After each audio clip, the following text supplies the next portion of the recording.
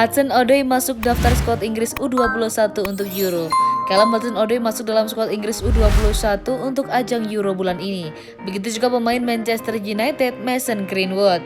Eddie Boothroyd telah memasukkan winger Chelsea dan striker Manchester United itu dalam daftar 23 pemainnya untuk turnamen tersebut yang akan dimulai pada 24 Maret nanti.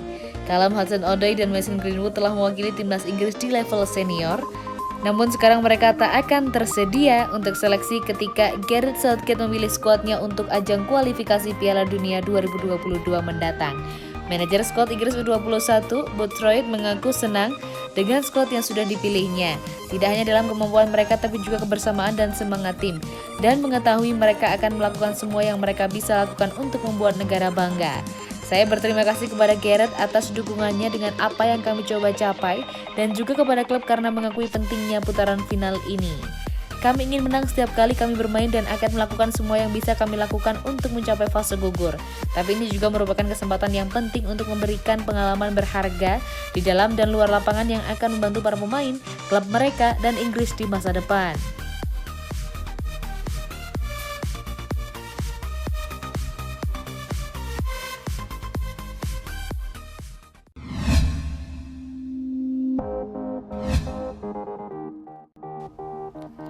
Chelsea yang lagi oke karena Tuchel tidak bertele-tele. Chelsea masih belum terkalahkan di tangan manajer barunya, Thomas Tuchel. Kata Andreas Christensen, rahasianya adalah Tuchel yang tidak bertele-tele. Sudah 12 laga di seluruh kompetisi, Chelsea-nya Thomas Tuchel belum pernah kalah. Chelsea masih menjaga asa di 4 besar Liga Inggris, masih melangkah di Piala FA dan masih bertaji di Liga Champions. Baik Chelsea, Andreas Christensen ditanya soal gaya kepelatihan Thomas Tuchel. Simpel saja, Tuchel dan tim pelatihnya tidak suka bertele-tele. Andreas Christensen melanjutkan, Thomas Tuchel suka memberi sesi latihan yang berat khususnya soal taktik. Maka para pemain Chelsea akan terus mengulanginya sampai sudah terbiasa. Kami bekerja keras dan melakukan semua arahan.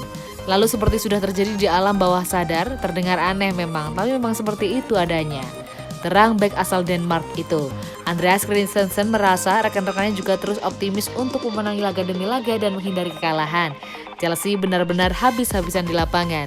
Kami masih belajar dan membangun sebuah tim yang kuat. Kami pasti bergerak ke arah yang benar dan saya pikir itulah yang paling penting saat ini, tutupnya.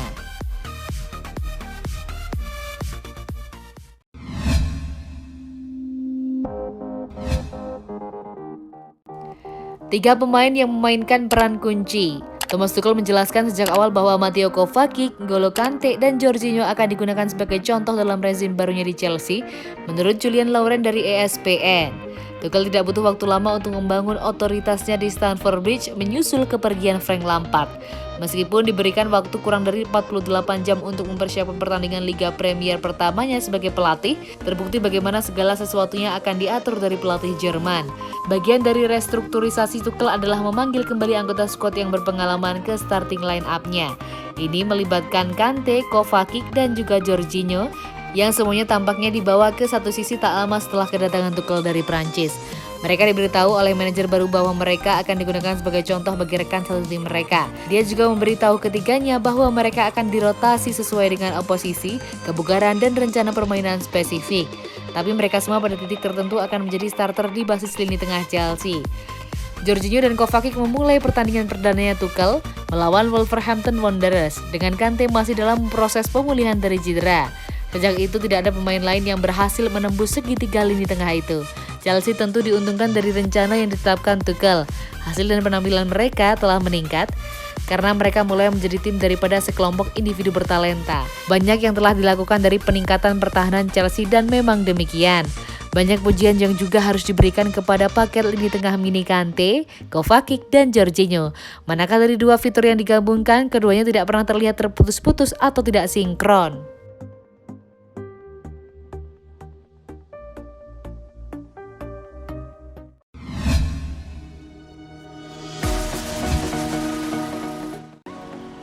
Delapan pemain terbaik yang seharusnya tidak dilepas Chelsea. Chelsea sukses berkembang menjadi salah satu klub terbesar di Liga Inggris.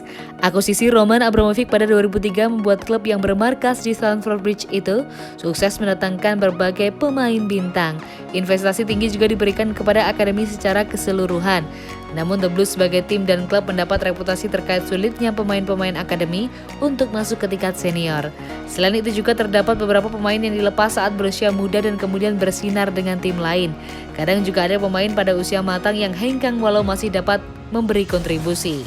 Berikut adalah 8 pemain terbaik yang seharusnya tidak dilepas Chelsea. Arjen Robben. Berposisi sebagai penyerang sayap, Arjen Robben bergabung dengan Chelsea dari PSV pada musim panas 2004. Robben membela Chelsea hingga 2007 sebelum melanjutkan karirnya di Real Madrid 2007-2009 dan mendapat kesuksesan tertingginya di Bayern Munchen 2019-2019. Robben sempat pensiun dan kembali ke Belanda untuk melanjutkan karirnya dengan Groningen. Philipp Luiz. Berposisi sebagai bek kiri, Philipp Luiz bergabung dengan Chelsea dari Atletico Madrid pada musim panas 2014. Pemain asal Brasil itu menjadi bagian penting Los Rojiblancos pada 2010 hingga 2014 dan diharapkan dapat memperkuat sisi kiri pertahanan The Blues. Namun kesulitan untuk beradaptasi dalam waktu yang diharapkan membuatnya gagal bersaing dengan Cesar Azpilicueta. Declan Rice. Berposisi sebagai gelandang bertahan, Declan Rice mengawali karirnya di Akademi Chelsea. Rice berada di Akademi The Blues hingga 2014 sebelum pindah ke West Ham United. Rice masuk ke skuad senior 1 tahun kemudian. Juan Mata. Juan Mata bergabung dengan Chelsea dari Valencia pada musim panas 2011. Pemain asal Spanyol itu mampu menjadi pemain penting The Blues dalam 2 tahun pertama karirnya di Stamford Bridge. Kedatangan Jose Mourinho pada 2013 membuat Mata meninggalkan Chelsea untuk bergabung dengan Manchester United. Kreativitasnya ketika ia hengkang dari Chelsea sulit digantikan hingga kini. Mohamed Salah. Mohamed Salah bergabung dengan Chelsea dari Basel pada musim dingin 2014. Pemain asal Mesir itu direkrut untuk menjadi pengganti Juan Mata, namun tidak dapat memenuhi ekspektasi. Sejak kembali ke Liga Inggris, Salah mampu berkembang menjadi salah satu pemain terbaik di posisinya dalam liga tersebut. Kevin De Bruyne. Kevin De Bruyne bergabung dengan Chelsea pada 2012. Meskipun memiliki potensi tinggi, De Bruyne tidak dimanfaatkan secara maksimal oleh Jose Mourinho pada 2013. De Bruyne kembali ke Inggris pada 2015 setelah direkrut Manchester City. Pemain asal Belgia itu sukses menjadi salah satu yang terbaik di posisinya hingga kini. Thibaut Courtois. Thibaut Courtois bergabung dengan Chelsea dari Genk pada 2011 dan dipinjamkan ke Atletico Madrid hingga 2014. Saat datang ke tim utama The Blues, Courtois menjadi penerus bagi Peter Cech. Pemain asal Belgia itu bermain untuk Chelsea hingga 2018 sebelum melanjutkan karirnya dengan Real Madrid, tim yang masih dibelanya hingga kini.